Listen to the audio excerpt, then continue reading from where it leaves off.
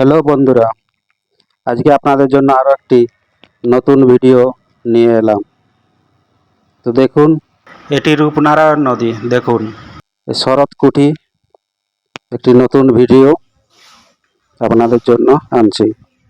এটি এই শরৎচন্দ্র চট্টোপাধ্যায়ের বাড়ি।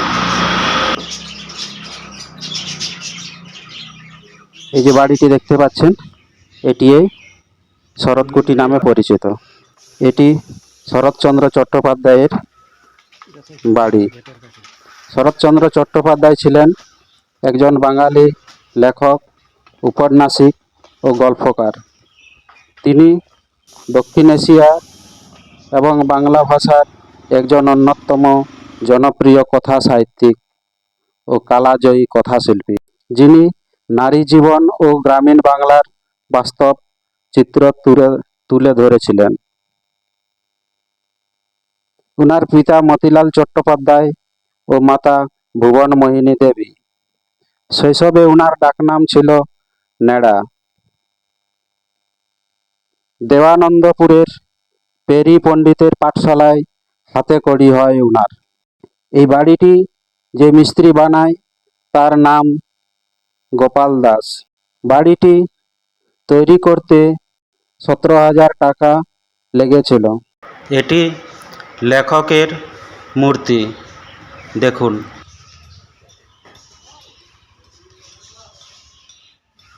এখানে লেখকের বড়দির বাড়ি ছিল। এই বড়দির বাড়িতে লেখক বেড়াতে আসতেন। 1923 সালে জায়গাটি কেনেন এবং 1925 সালে বাড়িটি তৈরি করেন। 1926 সাল হইতে 1938 সাল মোট 12 বছর শরৎবাবু এখানে ছিলেন।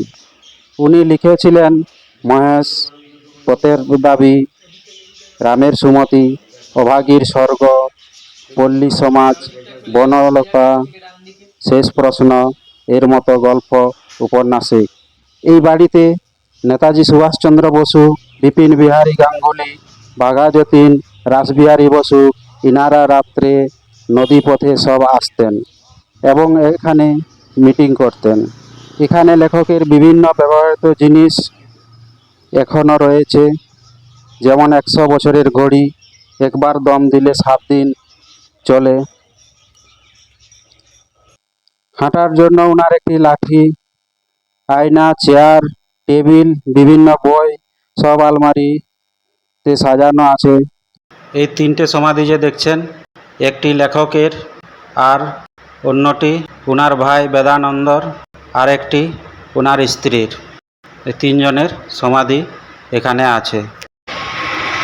একটি সুন্দর গ্রাম্য পরিবেশ। দেখুন,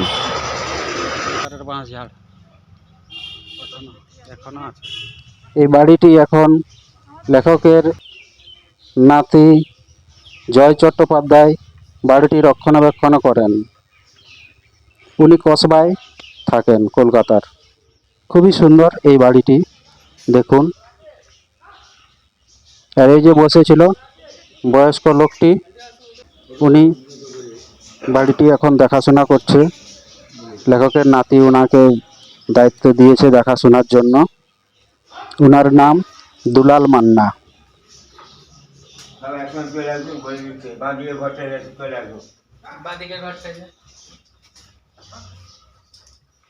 ওটা লিখতেন, ওটা লেখার ঘরে যে চেয়ারটা রয়েছে ওই চেয়ারটায় বসতেন, ওই টেবিলে খাতা রাখতেন, সোজা জানালাটা খুলে দিতেন। তখন বালছাড় পাঁচিলটা রূপনারায়ণ নদী ক্ষেত দিয়ে বইতো। ওনার লাঠি রয়েছে, লক্ষ্য রাখুন, একদম কোণে। জুতো কাঁচের ভেতর দুটো দিয়ে বাঁধা রয়েছে 2 নম্বর র্যাকে। ওনার নিচে যে মৃত্যুসজ্জায় ছবিটা রয়েছে, ওনার দ্বিতীয় পক্ষের স্ত্রী হিরণময়ী দেবীর ছবি তোলা যাবে।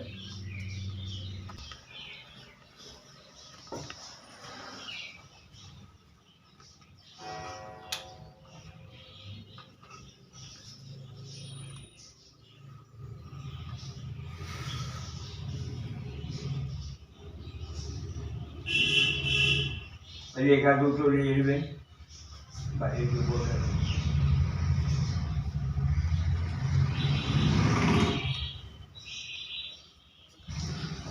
পাশের ঘরটা যান, কাঠটার কাছে ওইটা বৈঠকখানা স্টার্ট করুন, ওটা বৈঠকখানা ঘরে ডান দিকে ঘড়ি চলছে, লক্ষ্য রাখুন 100 বছর আগেকার ঘড়ি, একদিন দম দিলে 7 দিন চলবে। আলমারিতে যে বইগুলো রয়েছে উনি পড়াশোনা করতেন। আর সোজা যে ছবিটা রয়েছে সাদা ফ্রেমের পাশে বাঁধানো ছবি, এটা নাতিনাথ বইয়ের ছবি। সামনে সোফা, উনি বসতেন, ওটা বেলজিয়াম কাচের আয়না, ওইটা বৈঠকখানার ঘর। সব বিপ্লবীদের সাথে মিটিং হতো।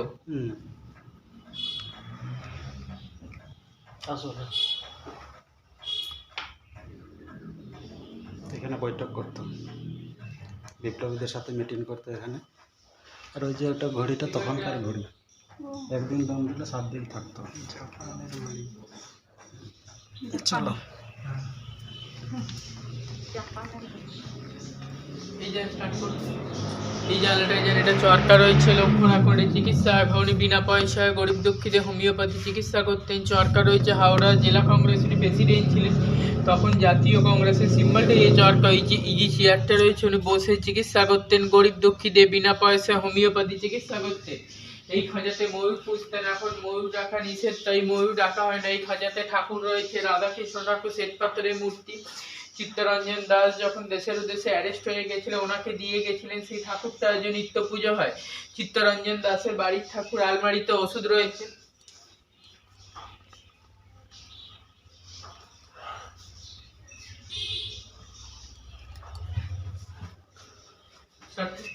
আমার নাম কুবাইপতি, আমরা বংশ পরম্পরা ধরে এই বাড়ি দেখাশোনার দায়িত্ব রয়েছে। ওনার নাতি থাকেন কলকাতা হাউস বাই, নাতির নাম জয় চট্টোপাধ্যায়। উনি আমার বাবার উপর এই বাড়ি টোটাল দায়িত্ব দিয়ে রেখেছেন। আমার সাথে যোগাযোগ করতে হলে আমার যোগাযোগের নাম্বারটি হলো 8537998629। যারা রূপনারায়ণ এই ধরে পিকনিক হোমস্টের জন্য যোগাযোগ করতে পারেন।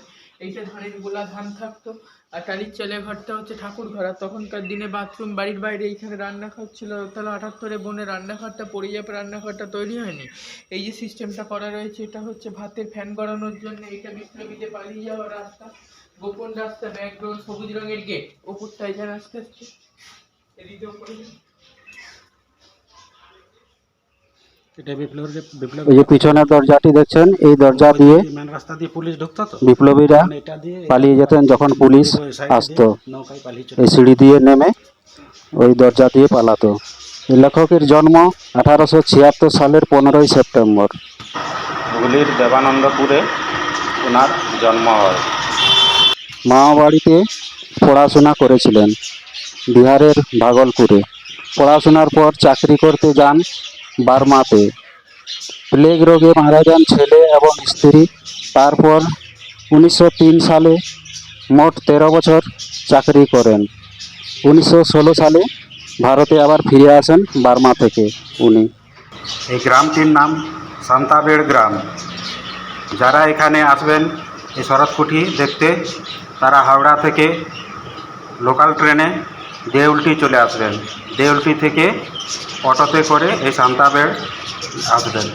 আবার খড়গপুর থেকে আসতে গেলেও ওই দেউলটিতে নামতে হবে, একই রকম। বাড়িটির দোতলায় লেখক ও তাঁর ভাই স্বামী বেদানন্দ থাকতেন। বেদানন্দ বেলুড় মঠের সন্ন্যাসী ছিলেন। উভয়ের সমাধি এই বাড়ির পাশে আছে, এই যে দেখলেন আপনারা আগে। লেখক নিজে পেয়ারা গাছ, গুলঞ্চ ইত্যাদি গাছ লাগান, এখনো আছে। এটি এখন পর্যটন কেন্দ্র। 1978 সালের বন্যায় ভেঙে যায়। আবার হাওড়া জেলা পরিষদ 77,000 টাকা খরচ করে এই বাড়িটি আবার তৈরি করে দেয় 2001 সালে। নদী আর প্রকৃতির মাঝে এই শরৎকুঠি খুবই মনোরম, খুবই শান্ত এই পরিবেশ। এই দোতলা থেকেই দেখুন ওই যে নদী দেখা যাচ্ছে। তখন নদী আরো কাছে ছিল, বাড়ির পাশ দিয়ে বয়ে গেছিল, এখন অনেকটা দূরে চলে গেছে।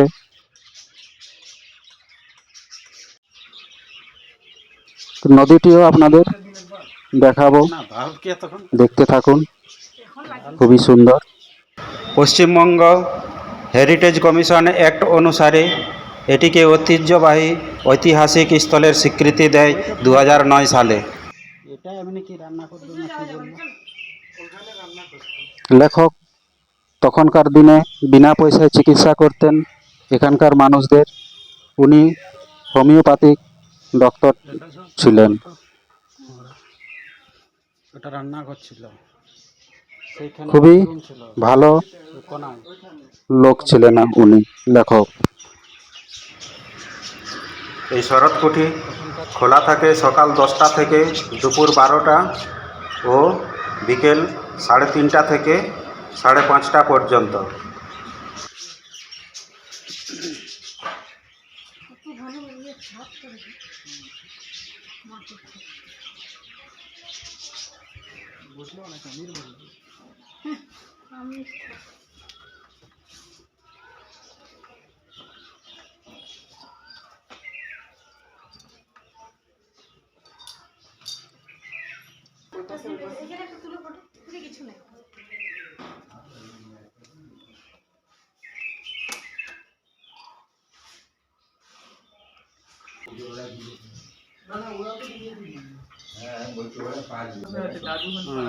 আচ্ছা দাদা, আপনার নাম কি? দুলাল মান্না।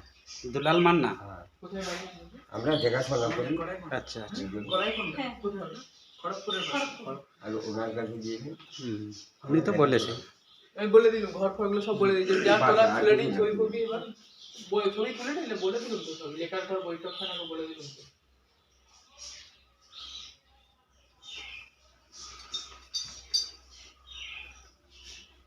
এবার নদীঘাটে একটু যাবি।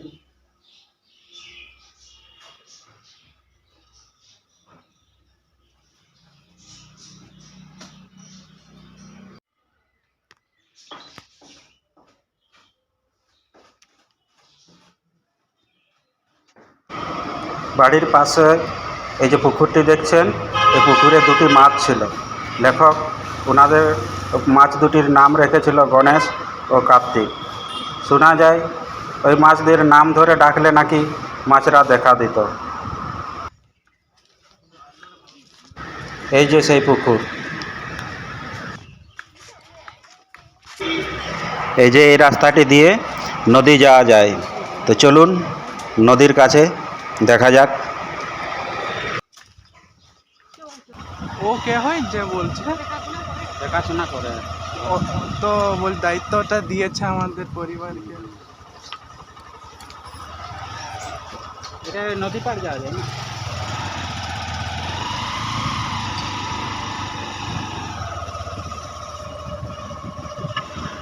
দেখুন কি সুন্দর গ্রাম্য পরিবেশ, যেদিকে তাকাবেন শুধু সবুজ আর সবুজ, অক্সিজেন ফ্রি এখানে। কত মনোরম পরিবেশ, কত শান্ত, দেখুন মন পুরো ভরিয়ে দেবে। আপনারা আসুন এখানে, একবার ঘুরে যান, খুবই ভালো লাগবে। এখানে সুলভ শৌচাগার আছে, আপনাদের কোনো অসুবিধা হবে না। আপনারা যদি পিকনিক করতে চান তাও এখানে পিকনিক করতে পারবেন। তো পিকনিক করার পরে আপনারা সব পরিষ্কার করে দিবেন। আর নদীর এই পাশে হাওড়া আর নদীর ওই পাশে পশ্চিম মেদিনীপুর। দেখুন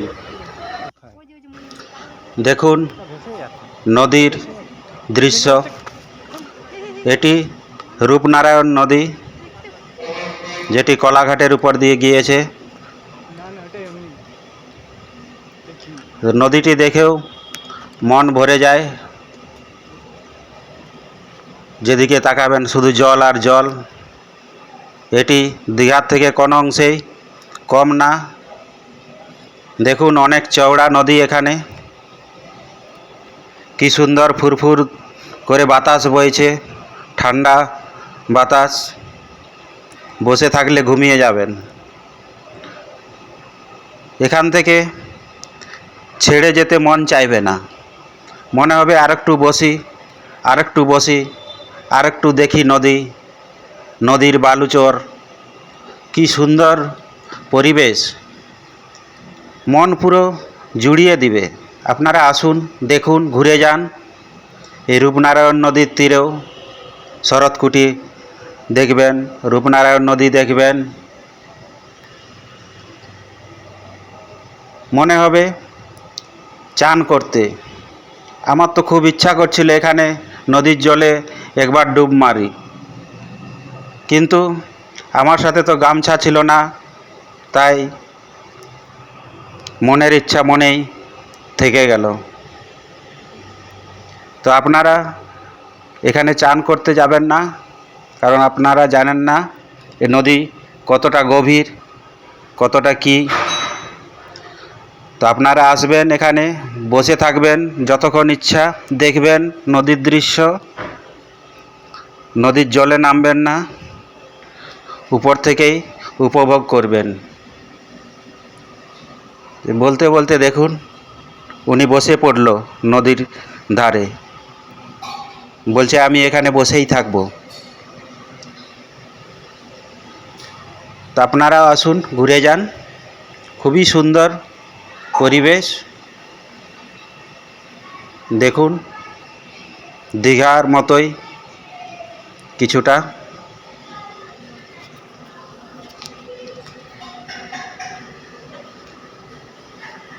আমারও ইচ্ছা করছে না এই নদীর কাছ থেকে চলে যেতে, কিন্তু যেতে তো হবেই। কতক্ষণ আর বসে থাকবেন এখানে? তো দেখুন আপনাদেরকে দেখাচ্ছি।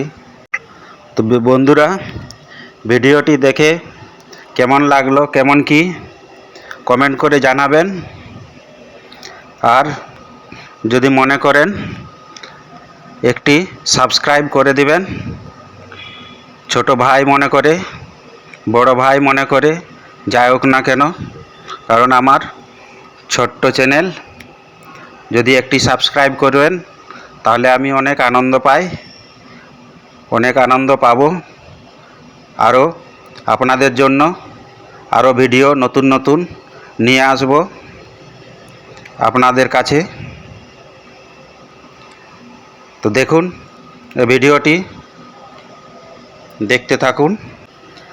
আরেকটি কথা, এই নদীর চারিপাশে আপনারা আবর্জনা ফেলবেন না, যেমন জলের বোতল, চিপসের প্যাকেট, এইসব। পরিবেশকে ভালো রাখুন। আর এই যে দেখতে পাচ্ছেন রাস্তাটা, এটা হাই রোড। এর ডান দিকে কোলাঘাট আর বাঁ দিকে কলকাতা, হাওড়া, যেখানে যাবেন। তো বন্ধুরা, ভিডিওটি দেখার জন্য ধন্যবাদ। চলো। এখানেই ভিডিও শেষ করব।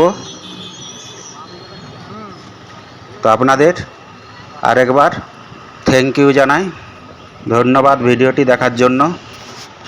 ভিডিওটি আর বাড়াবো না, এখানেই শেষ করছি।